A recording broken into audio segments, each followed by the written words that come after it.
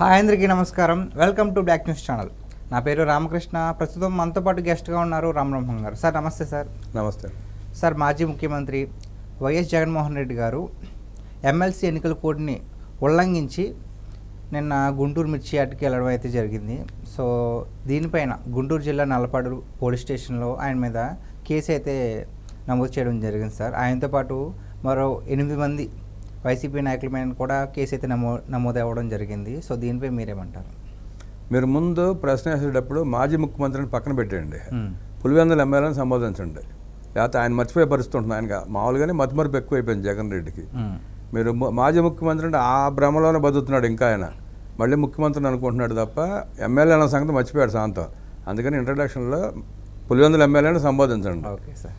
తర్వాత MLC election సందర్భంలో code నిబంధన ఉన్న నిన్న ఒక రకంగా ఆర్భాటంగా దౌర్జన్యంగానే గుంటూరు మిర్చి యార్డ్కి వెళ్ళాడు. అక్కడికి వెళ్ళినాక పరిస్థితి అంటే మనం చూసాం. నిన్న కూడా మనం మాట్లాడుకున్నాం మీ ఛానల్లోనే. దొంగతనాలు, దోపిడీలు, దౌర్జన్యాలు. అక్కడికి వెళ్ళి కూడా అతను చేసిందేంటి, ప్రజలను వాదార్చటాకని చెప్పి వెళ్ళి ఆ వాదార్పు మాటన దొంగతనాలు చేయించాడు. వాళ్ళ పేపర్లో మెయిన్ స్ట్రీమ్ మీడియాలో వచ్చింది. ఎన్ని టిక్కీలు ఎత్తుకుపోయారో, ఎన్ని దొంగతనాలు చేశారో కూడా తెలిసింది మనకి. అంత దౌర్భాగ్య పరిస్థితి దిగజారిపోయాడు ఆయన. అట్లాంటి వ్యక్తిని మాజీ ముఖ్యమంత్రిని సంబోధించటం కూడా మనసు రావట్లేదు. ఓకే. అందుకని పులివెందుల ఎమ్మెల్యేగానే మాట్లాడండి. ఓకే. కనీసం ఆ పులివెందుల ఎమ్మెల్యేలను నిజాలు తెలుసుకుంటారు. కనీసం మీరు పులివెందుల ఎమ్మెల్యే మాటికి మనం అన్నాం అనుకోండి, ఆ పులివెందుల ప్రజలన్నా మనం ఏంటి ఇంత దౌర్భాగ్యాన్ని ఎమ్మెల్యే గెలిపించుకున్నామని ఆత్మ పరిశీలన చేసుకుంటానికి అవకాశం ఉంటుంది. ఓకే. నేను అక్కడికి వచ్చి ఏం చేశాడు ఆయన, గత ఆయన పాలనలో 20,000, 25,000 మిర్చి రేటు ఉంటే ఇప్పుడు పడిపోయింది అంటాడు. నిస్సిగ్గుగా మాట్లాడుతున్నాడు, సిగ్గు లేకుండా మాట్లాడుతున్నాడు. ఆయన ఆ రోజు మద్దతు ప్రకటించింది 7,000. మార్కెట్ బాగుండి, అంతర్జాతీయ మార్కెట్ బాగుండి మన మిర్చి మంచిది కాబట్టి కొనుగోళ్ళు ఎక్కువయ్యి 15,000 నుంచి 20,000 మధ్యకి పోయింది. ఆ మద్దతు ధర ప్రకటించడం మూలంగా రైతులంతా లాస్ అయిపోయారు. మార్కెట్ రేట్ 20,000 ఉంటే నువ్వు మద్దతు ధర 7,000 ప్రకటించావు ఆ రోజు. దాని మూలంగా లాసే కదా రైతుకి. ఆ మాటను కూడా దోపిడీ చేశాడు ఆయన. 7,000 మద్దతు ధర ఎందుకు ప్రకటించాడంటే తన మంది చేత ఆ 7,000కి 8,000 కొనిపించి గంటలోపే 15,000కి 20,000కి అమ్మించుకున్నాడు మళ్ళీ. మీకు అర్థమైంది అక్కడ స్ట్రాటజీ ఏంటైంది. మద్దతు ధర 7,000 ప్రకటించాడు. తన మంది చేత ఆ 7,000కి రైతుల దగ్గర బలవంతంగా కొనిపించుకొని దానికంటే ఎక్స్ట్రాగా స్పాట్లోనే చేయి మార్చడమే కమిషన్ రూపంగా దళారుల మధ్యలో పెట్టుకుని రైతులు నిండా ముంచి 15,000 నుంచి 20,000 మధ్యలో అమ్ముకున్నాడు. ఆయనే చెప్పాడు కదా 20,000 నడిచింది మార్కెట్ అని. మరి ఆ రోజు 7,000 ఎందుకు మద్దతు ధర ప్రకటించాడు? అది అట్ట పక్కన పెడితే నేను టిక్కీలు దొంగతనాలు బయటకు వచ్చినాయి. రైతులకి మద్దతుగా వెళ్ళాడు, మద్దతు ధర ప్రకటించలేదని చెప్పి వెళ్ళాడు. దొంగతనాలు చేపిస్తాం ఏంటి నువ్వు? సిగ్గుసారం ఉండాలి కదా వీళ్ళకి. 1 టిక్కీ, 2 టిక్కీలు, 10 టిక్కీలు తెచ్చుకున్న రైతుల దగ్గర నుంచి నువ్వు టిక్కీలు ఎత్తుకుపోయావంటే నీ ప్రవర్తన ఎలా అర్థం చేసుకోవాలి? నేను ఎలా గుర్తించాలి? ఎలా అర్థం చేసుకోవాలి ప్రజలు? రైతులు బొల్లు నేడుస్తున్నారు కదా. పైగా 30,000 దొంగతనాలు. అక్కడ 2 రైతుల దగ్గర పిక్ పాకెట్కి వెళ్ళి 30,000 కొట్టేశారంట. ఈయన వెళ్ళటం పుణ్యం అదంతా. ఆ చేసింది కూడా వాళ్ళ మనుషులే. అది అట్ట పక్కన పెడితే ఎమ్మెల్సీ ఎన్నికల నేపథ్యంలో ఎలక్షన్ కూడా అమల్లో ఉండగా పర్మిషన్ లేకుండా వెళ్ళటం తప్పు. మాజీ ముఖ్యమంత్రిగా అతనికి తెలియని విషయం ఏం కాదు అది. కాకపోతే నన్నేం బిగుతారు, నన్నేం చేస్తారు, లేదు అరెస్ట్ చేస్తే దీన్ని భుజాన వేసుకుని దేశం అంతా తిరుగుదాం అనుకున్నాడు ఆయన. నేను రైతులకు మద్దతుగా వెళ్తే నన్ను అరెస్ట్ చేయించింది ప్రభుత్వం అని చెప్పి ఇదొక స్టంట్ అనమాట. సొంత పేపర్ ఉంది కదా, దాంట్లో పబ్లిసిటీ చేసుకోవడానికి ఏర్పాటు చేసుకున్న కార్యక్రమం అది. ఇకపోతే ఆ సందర్భంగా 8 మంది మీద కేసులు పెట్టారు. ఆ 8 మంది మీద కేసులు పెడతాం కూడా తప్పే. సుమారుగా 100 మంది పాల్గొన్నారు. చోటామోటా నాయకుల నుంచి జగన్ రెడ్డి దాకా అందరి మీద కేసులు పెట్టాలి ఎలక్షన్ కమిషన్. ఈ కేసు ప్రభుత్వం పెట్టాల, ఎలక్షన్ కమిషన్ పెట్టిన కేసు.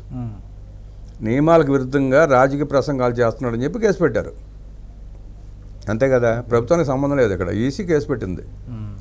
జగన్మోహన్ రెడ్డి, లేళ్లప్పరెడ్డి, అంబటి రాంబాబు, విడుదల రజని ఇలాంటి వాళ్ళు మొత్తమే 7 మంది మీద పెట్టారు. మిగతా వాళ్ళ మీద ఎందుకు పెట్టలేదు? ఈసీ చర్యలు తీసుకోవాలి కదా, ఇమీడియట్గా అరెస్టులు చేయాలి కదా. ఉద్రేకాలను ప్రోత్సహిస్తా, ఉద్రేకాలను రెచ్చగొట్టి, రైతులను రెచ్చగొట్టి, ప్రజలను రెచ్చగొట్టి అక్కడికి వచ్చి ప్రసంగించిన వ్యక్తిని మీరు ఎట్టా వదిలిపెడతారు? ఈసీని వదిలిపెట్టకూడదు కదా. అరెస్ట్ చేయకపోతే రాష్ట్రం పరిస్థితి ఏంటి? నువ్వు ఎక్కడికక్కడ కుంపట్లు పెట్టుకుంటా తగలబడితే వెళ్తా ఉంటే అభివృద్ధి కార్యక్రమాలు ఎట్లా జరుగుతాయి? అంటే అభివృద్ధి జరుగుతోంది కాబట్టి ఇట్లా విధ్వంసం సృష్టించాలని ప్లాన్ చేస్తున్నాడు జగన్ రెడ్డి. ఓకే, అట్లాగే అర్థం చేసుకోవాలి మనం. ఒక పక్క అభివృద్ధి శరవేగంగా నడుస్తుంది, ఆ అభివృద్ధి దృష్టిని మళ్లించడానికి, ప్రజల దృష్టి మళ్లించడానికి ఈ రకంగా చేస్తున్నట్టు ఉంది. ఇప్పుడు ప్రస్తుతం మద్దతు ధర లేదంటున్నాడు రైతులకి. ప్రపంచ మార్కెట్ మందంగా ఉంది. చైనా, తైవాన్లో మిర్చి ఉత్పత్తులు బాగా జరుగుతున్నాయి. ఇంతకుముందు మన దగ్గర నుంచి ఎక్స్పోర్ట్ అయ్యేది, ఇప్పుడు అక్కడ వాళ్ళు ఉత్పత్తి చేసుకోవడం మూలంగా మన కొంచెం స్లో అయింది మార్కెట్. గత వారం రోజు నుంచి ఎందుకు ప్రకటించలేదంటే అక్కడ ఉత్పత్తులు సరిగ్గా లేవు, క్వాలిటీ లేదని చెప్పి అక్కడ తిరస్కరించారు వాళ్ళు. ఇంటర్నేషనల్ మార్కెట్ తిరస్కరించింది చైనా, తైవాన్ ఉత్పత్తుల్ని. మనది బాగుంది, గ్రేడ్ బాగుందని చెప్పి ఇక్కడ కొనే ప్రయత్నాలు జరుగుతున్నాయి. ఇప్పుడు ఇంకో వారం రోజులు ఆ ప్రకటనలు వస్తాయి, అవన్నీ మొదలవుతాయి. ఈ సందర్భంగానే రేటు బాగాలేదని చెప్పి ఫిబ్రవరి 7వ తారీఖున చంద్రబాబు నాయుడు గారు కేంద్ర వ్యవసాయ శాఖ మంత్రి లేఖ రాశారు. ఆ లేఖను కింజారపు రామ్మోహన్ నాయుడు గారు కేంద్ర మంత్రి తీసుకెళ్లి వ్యవసాయ శాఖ మంత్రి గారికి, శివరాజ్ చౌహాన్ గారికి, ఆయనకి స్వయంగా ఇచ్చి ఇప్పుడు ఏదైతే గ్యాప్ ఉందో, ఇప్పుడు 7,000 మిర్చి రేటు ఉందనుకోండి మద్దతు ధర ప్రకటించిన ధర, మార్కెట్లో 7,000 కొంటే ఆ 3,000 గ్యాప్ ఉంటుంది కదా, ఆ 3,000 గ్యాప్లో 50% కేంద్రం ఇస్తానుంది. కాదు 100% కేంద్రం భరించాలి, మాకు సపోర్ట్ చేయండి, ఇబ్బంది పడుతున్నామని చెప్పి బాబు గారు చర్చలు జరుపుతున్నారు. ఆ చర్చలు సఫలమైనవి. కేంద్రం ఒప్పుకునే పరిస్థితి, ఎంతైతే గ్యాప్ ఉందో అంత ఒప్పుకునే పరిస్థితి. అసలు ఆ గ్యాప్ ఇచ్చే పరిస్థితి కూడా లేకుండా ఈ 3-4 రోజుల్లో ఇంటర్నేషనల్ మార్కెట్లో మంచి రేట్ వచ్చే అవకాశం ఉంది. అందుకని చెప్పి తాత్సారం జరిగింది.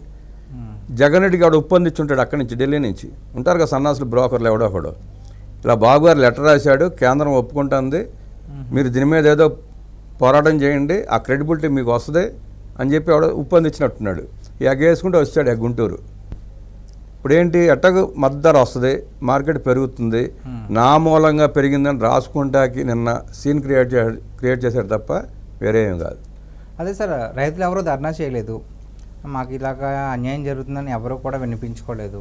సడన్గా చూస్తేనేమో జగన్మోహన్ రెడ్డి గారు గుంటూరు మిర్చి యార్డ్కి వెళ్ళారు. అందరికీ డౌట్, ఏంటి సడన్గా వెళ్ళారు, అది కూడా ఎమ్మెల్సీ ఎన్నికల కోడ్ని ఉల్లంఘించి.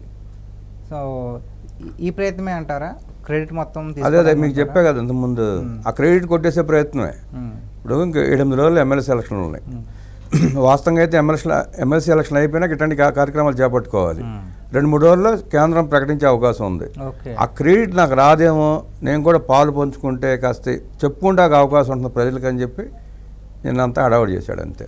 మరి కేసు పెట్టారు కదా సార్, దీని ఎఫెక్ట్ ఎంతవరకు ఉంటుంది అంటారు? కేసు అది ఈసీ చూసుకోవాలి, మనం ఏం చేయలేము దాన్ని. రాష్ట్ర ప్రభుత్వానికి సంబంధం లేదు ఆ కేసు. ఆ ఈసీ ఎంక్వైరీ చేసుకుని ఎంతవరకు చేయాలో ఈసీ చూసుకోవాలి. ఈసీ చేతిలో ఉందని మనం చెప్పలేం. Okay, thank you sir. So ఇదండి, మొత్తం మీద క్రెడిట్ మొత్తం కూడా చంద్రబాబు నాయుడు గారికి దక్కకుండా జగన్ గారే దక్కించుకోవాలని నేను సడన్గా మిర్చి యార్డ్కు జగన్ గారు వెళ్ళారు. అది కూడా ఎమ్మెల్సీ కోడ్ని, ఎలక్షన్ కోడ్ని ఉల్లంఘించడానికి ఇదే మెయిన్ కారణం అని రామబ్రహ్మం గారు చెప్తున్నారు. మరి దీనిపై మీ అభిప్రాయం ఏంటో కామెంట్ చేయండి. Thank you.